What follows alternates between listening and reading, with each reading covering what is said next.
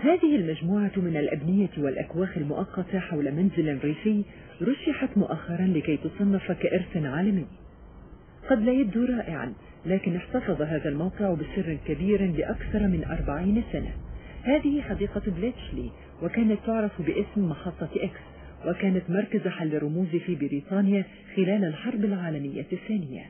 في أوج نشاطها كانت تبلغ مساحتها 66 ميلا مربعا، ومأوى لأكثر من 12,000 عامل.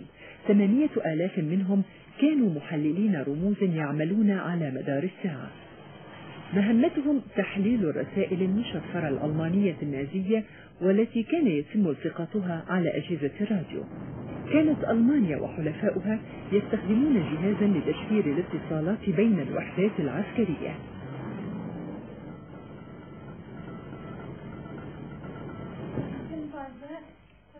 جهاز التشفير عبارة عن آلة تحتوي 3 أو 4 دواليب، وكل دولاب يحمل الأحرف الأبجدية، ويقوم بتشكيل آلاف التراكيب للرسائل.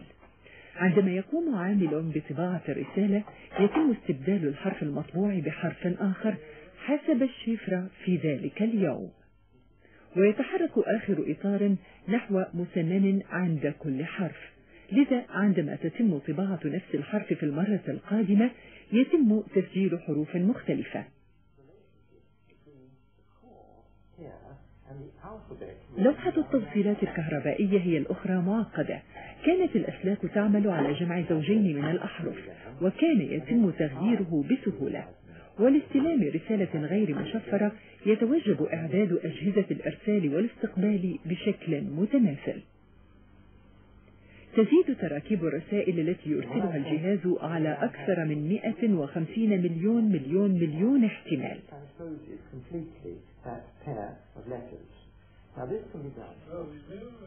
جهاز التشفير هذا تم تحليله والتغلب عليه من قبل أناس من أمثال ميفيس وكيثبرتي. امتلاك الجهاز وحده لم يكن كافيا. أوراق التشفير التي أخذت من الألمان ساعدت لفترة قصيرة، إلا أن الشيء الذي كان قادرا على تحليل رموز جهاز التشفير هو قوة العقل. كان كيثبرتي قد اجتاز لتوه امتحانات الرياضيات النهائية في جامعة كامبريدج، وتم توظيفه في حديقة بليتشلي. وكانت ميفيس في 17 من عمرها وتدرس اللغة الألمانية في كلية لندن الجامعية. قامت حديقة بليتشلي باستدعائها. تقول بأن تحليل شفرة الحرب الإيطالية كانت عملية تخمين بنسبة 90%، وعلى افتراض بأن الرسالة تحتوي على الكلمة إلى، فإنها ستبحث عن حرفين وتبدأ العمل من هناك، نفس مبدأ حل الكلمات المتقاطعة. يعتقد كيث وميفيس بأن عملهما كان سهلا بسبب سوء استخدام جهاز التشفير من قبل الألمان. أصبح المشغلون كسالى لأنهم اعتقدوا بأنه كان غير قابل للاختراق، حيث كانوا يعمدون لاستعمال نفس الكلمات في كل رسالة.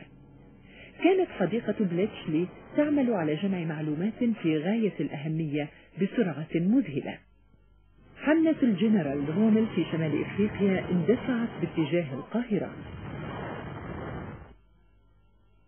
وكانت المؤن تصله بواسطة السفن التجارية من إيطاليا. ومن خلال جهاز الشفرة عرف الحلفاء وقت إبحار كل قافلة ومحتويات كل سفينة، وبعد إرسال طائرة استكشاف تصبح السفن هدفا للهجوم. ما زالت ميفيس تحتفظ بالرسالة المشفرة التي أدت إلى وقوع معركة كيب ماتابان.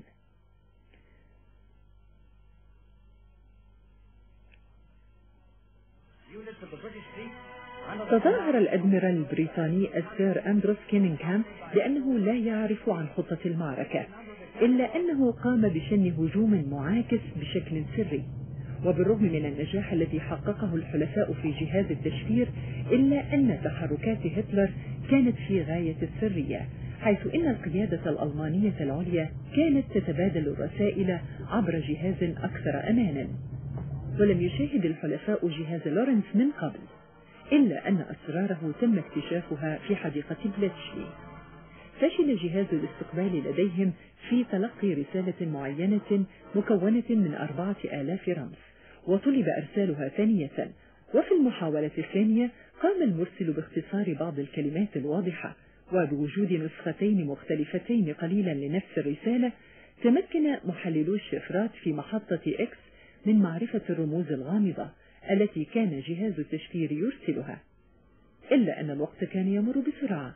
بدأ هتلر باحتلال أوروبا، وبحديقة بليتشلي قام المهندس تومي فلاورز ببناء هذه الآلة كولوسوس للقيام بدور العقل، ثم قامت بتقليص وقت حل رموز لورنس من أسابيع إلى ساعات.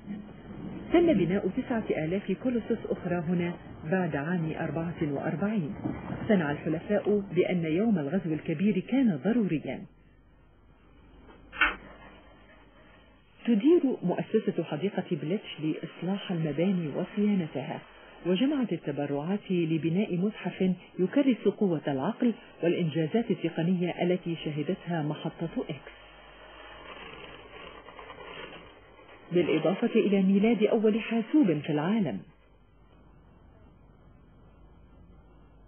ومن المؤمل أن يعمل تاريخ حديقة بليتشلي على تأمين مستقبلها.